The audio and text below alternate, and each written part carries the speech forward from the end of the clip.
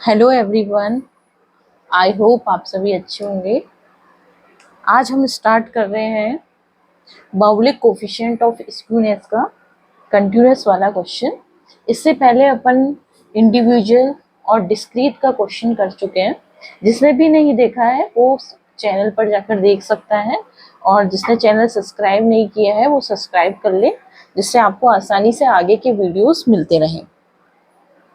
तो स्टार्ट करते हैं। इसमें अपन बाउले कोफिशिएंट ऑफ स्क्यूनेस निकाल रहे हैं, और आप लोगों को पता है कि इसमें अपन को क्वार्टाइल्स की ज़रूरत होती है। तो क्वार्टाइल्स जो हैं आपके पास Q1, Q2 और Q3, इन तीनों की आपको नीड है। और क्वेश्चन जो है वो कंटिन्यूअस का है। और आप लोगों को कैसे पता चलेगा कि ये क्वेश्चन कंटिन्यूअस का है? आपको क्लास इंटरवल दे रखी है और फ्रीक्वेंसी गिवन है, तो आपको पता लग गया कि ये अपने पास जो क्वेश्चन है वो कंटिन्यूअस डिस्ट्रीब्यूशन का है। सबसे पहले मैं क्या करती हूँ, आपको सारे फॉर्मूले बता देती हूँ। Q1 का फॉर्मूला L plus N by 4 minus C F H upon F. Q2 का फॉर्मूला L plus N by 2 minus C F H upon F. और Q3 का फॉर्मूला L plus 3n by 4 minus C F H upon F. कोई भी difference नहीं है। अगर आप लोग थोड़ा सा भी समझ के पढ़ें तो ये एक तरीके से, ये वाला जो फॉर्मूला है ये तो आपका मीडियन का फॉर्मूला है। कौन सा फॉर्मूला है? मीडियन का। और थोड़ा सा भी समझना है तो सपोज करो अपन फर्स्ट क्वार्टर की बात करते हैं। ये आपका फर्स्ट क्वार्टर का फॉर्मूला है, ठीक है। तो फर्स्ट क्वार्टर, तो जब भी अपने पास फर्स्ट क्वार्टर फिल है, तो जब अपन छोटे थे तो आप लोगों ने इस तरीके के क्वेश्चन देखे होंगे कि इसमें कितना पार्ट फिल है, 1 पार्ट फिल है, और टोटल पार्ट कितने हैं, 4 हैं। और अपने पास फ्रीक्वेंसी कितनी होती है? n के बराबर होती है। यहाँ पर फ्रीक्वेंसी किसके बराबर होती है? n के बराबर। तो यानी कि टोटल वैल्यू का अपन को 4th पार्ट चाहिए। यहाँ पर अपने पास टोटल वैल्यू का अपन इसका 1/4 पार्ट निकालते हैं, इसलिए यहाँ पर n/4 आता है। 1/4 की जगह n/4, ठीक है। टोटल वैल्यू का चाहिए। वैसे तो 1/4 पार्ट चाहिए, लेकिन किसका 1/4 पार्ट चाहिए? टोटल वैल्यू का। टोटल फ्रीक्वेंसी कितनी है? अपने पास n है। उसी तरीके से n/2 यानी कि मिडिल, यानी कि जस्ट हाफ, इसको कर देंगे। तो असल में क्या है, ये अपने पास जब आप इसको लिखते हो तो अपन इसको 2/4 लिखेंगे। इसको आप लोग क्या लिखोगे? जब इसको इससे सेटल करोगे तो इसको अपन 2/4 लिखेंगे। तो 2 1 जा 2 और 2 2 जा 4, तो 1/2। इसी तरीके से यहाँ पर आ जाता है n/2, ठीक है। अगर अपने पास थर्ड पार्ट फिल है तो आप इसको क्या लिखते हैं? 3/4, ठीक है। तो ये आ गया 3/4। किसका 3/4 पार्ट? n का 3/4 पार्ट।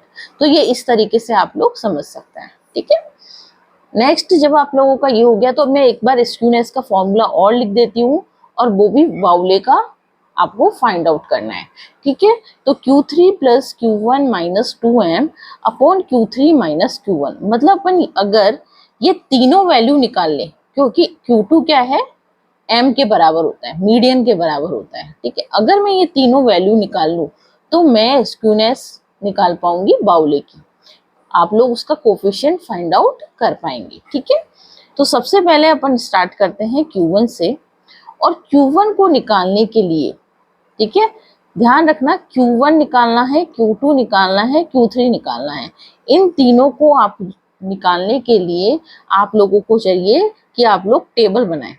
टेबल, सबसे पहले मैंने क्लास इंटरवल लिख लिया है, और एक तरफ मैंने फ्रीक्वेंसी लिख ली है, ठीक है।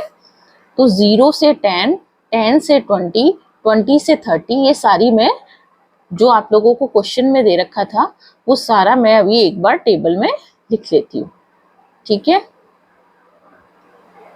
ये मैंने टेबल में से जितनी टेबल दे रखी है मैंने उतार ली, ठीक है। साथ में फ्रीक्वेंसी भी लिख लीजिए, 6 5 8 15 7 6 3। आप लोगों को पता है कि जब भी अपन को इस तरीके का क्वेश्चन दिया हुआ है और अपन को क्वार्टाइल्स निकालने हैं तो CF तो निकालनी ही पड़ेगी। CF मीन्स क्यूमुलेटिव फ्रीक्वेंसी, और हिंदी में बोलते हैं संचयी बारंबारता। सबसे पहले ये वैल्यू क्या लिखी हुई है? 6। 6 में आप लोग 5 ऐड कीजिए, 11। जिग-जैग ऑर्डर में ऐड करते जाना है। इसमें 8 ऐड कीजिए, कितना आएगा आपके पास? 19।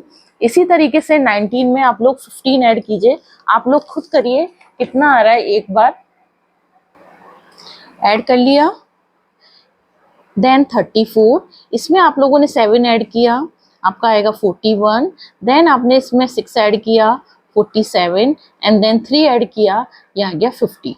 और ध्यान रखिए, आपको अगर क्रॉस चेक करना है कि आप लोगों ने क्यूमुलेटिव फ्रीक्वेंसी सही निकाली है या नहीं, तो आप लोगों को करना क्या पड़ेगा, जो फ्रीक्वेंसी वाली लाइन है उसको एक बार टोटल करके देख लीजिए। अगर ऐसा होता है तो आप लोग कैसा कि आप लोगों का ये जो 50 आया है वही 50 यहाँ पर टोटल करने पे आए तो सही होगा आपका। क्यों होगा, क्योंकि आप एक तो धीरे धीरे वैल्यू ऐड कर रहे हो, 6 में 5 ऐड कर रहे हो, फिर 5 में 8 ऐड कर रहे हो, फिर 8 में 9 15 ऐड कर रहे हो, इसी तरीके से कर रहे हो ना, जो रिजल्ट आता जा रहा है। जैसे 6 में 5 ऐड किए 11 आ गया, यहाँ लिख लिया रिजल्ट, फिर 8 ऐड किया, फिर आ गया 19। तो एक तो अपन एक साथ ऐड करें और एक धीरे धीरे ऐड करें, तो क्या करते हैं बच्चे, कई बार गलती कर देते हैं, यही गलती हो जाती है। क्यों, तो आपको क्रॉस चेक करने के लिए एक बार फ्रीक्वेंसी का टोटल करके देख लीजिए। अगर दोनों सेम आते हैं तो आप लोगों ने सही किया है, नहीं तो या तो CF निकालने में गड़बड़ कर दी कहीं, या टोटल करने में। तो एक बार दोनों को चेक कर लेना, ये लास्ट वाली वैल्यू इसके बराबर होनी चाहिए। अब सबसे पहले अपन क्या करते हैं, n/4 निकाल लेते हैं। भाई n/4 क्यों चाहिए, आप लोगों ने देखा होगा Q1 का जो फॉर्मूला है, आप लोग देखिए, आप लोगों ने अगर कॉपी में उतारा है तो एक बार Q1 का फॉर्मूला देख लीजिए। उसमें लिखा हुआ है Q1 is equal to L plus n/4 minus CF H/F। तो n/4 निकाल लेते हैं, ठीक है, साथ ही साथ 3n/4 भी निकाल लेते हैं। एक काम करते हैं, पहले n/4 निकालते हैं, फिर Q1 निकाल लेंगे, तो आपको सही रहेगा। ठीक है, पहले n/4 निकाल लेते हैं। n क्या होता है, फ्रीक्वेंसी वाली लाइन का टोटल होता है। n क्या होता है, फ्रीक्वेंसी वाली लाइन का टोटल, जो कि आपके 50 आया है। तो 50/4, तो 50/4 कितना करेंगे तो कितना आएगा अपने पास, 12.5 आएगा। क्या आएगा, 12.5 आएगा। अब Q1 का फॉर्मूला मैं एक बार और लिख देती हूँ, L plus n/4 minus CF H/F। ये आपके पास Q1 का फॉर्मूला है। Q1 की सारी वैल्यूज पुट करनी है। यहाँ पर क्या है, वैल्यू आई है 12.5। 12.5 से जस्ट ग्रेटर आपको CF देखनी, जस्ट ग्रेटर, तुरंत बाद, बड़ी तो बहुत होंगी लेकिन जस्ट बड़ी। ठीक है, तो 12.5 से जस्ट ग्रेटर वैल्यू कौन सी मिली आपको, ये वाला कॉलम मिला। CF में गए 12.5 से, यहाँ पर 11 है, तो 12.5 से जस्ट बड़ी संख्या 19 मिली। इस वाली क्लास को सेलेक्ट करो, और यही क्वार्टर जो है आपका फर्स्ट क्वार्टर कहलाएगा। और इस क्वार्टर को सेलेक्ट करते ही, ये जो आपने क्वार्टर सेलेक्ट किया है, इस क्वार्टर को देखते हुए जितनी भी वैल्यू पुट करनी है आप लोग पुट कर लीजिए। ठीक है, L lower limit of first quarter, L is the lower limit of the first quarter 20 plus n/4 की वैल्यू 12.5 माइनस CF की वैल्यू, ये अपने पास प्रीसीडिंग वाली लिखनी है, preceding cumulative frequency to the selected class, ये अपने पास 11 आ गई। H कितना आ गया 10, width of the class 30 minus 20 10, और F is the frequency of the class, यानी कि 8th फर्स्ट क्वार्टर की क्लास।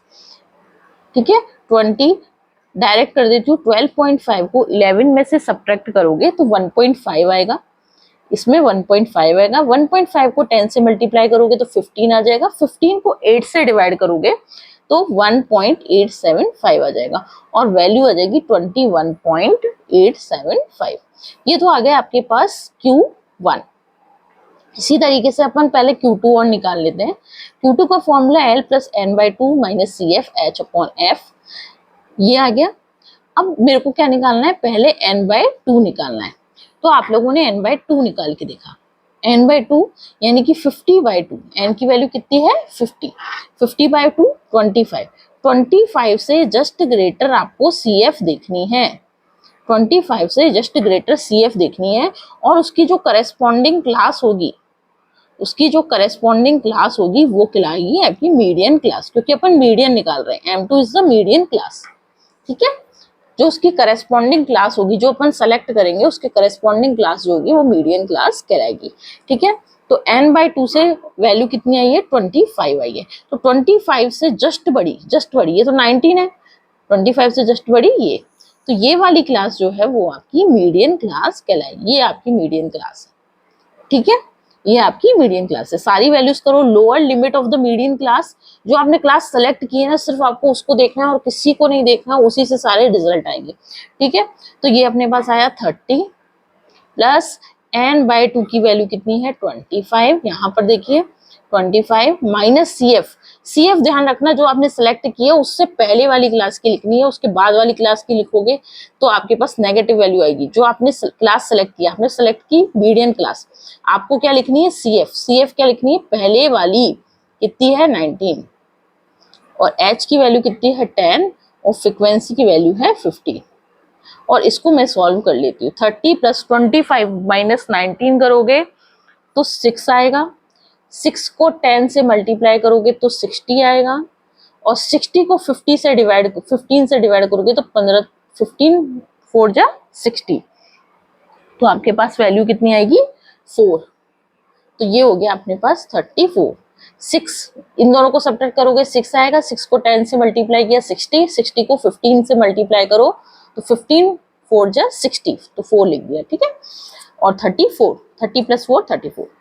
ठीक है, देन अपन निकाल लेते हैं Q3 का फॉर्मूला हुआ L plus 3n/4 minus CF/H/F।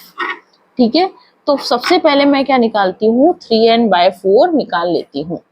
मुझे क्या निकालना है 3n/4, यहाँ निकाल लेती हूँ मैं एक बार, यहाँ 3n/4 निकाल लेते हैं।